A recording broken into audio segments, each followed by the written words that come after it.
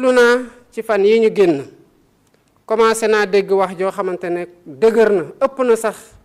ci niñ ko mën a natee bu ñu gisee fu ñu jóge ak fu ñu mën a yóbbuwaat am na ci sax ñoo xamante ne ñu ngi commencé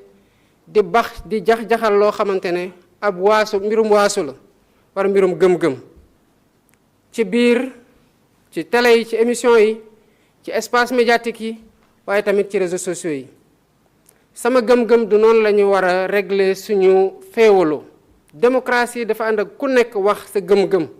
nangul keneen point de vue am te mu bañ a andi noonu élection yi ñuy dem élection yu am solo la ci tànneef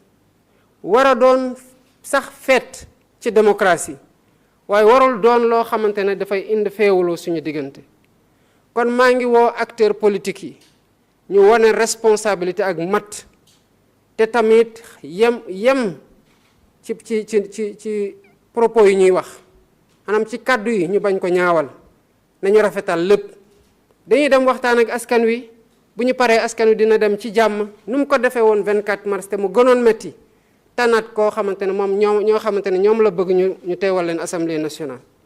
suñu responsabilité la nag ñun ñëpp citoyen acteur politique ñu sàmm li nga xamante ne amuñu lenn lu ko gën a am solo muy suñu démocratie suñu stabilité jafe-jafe yi bari na loolu dëgg la waaye bu ñu booloo mànkoo dinañ gis ne que Sénégal mën na génn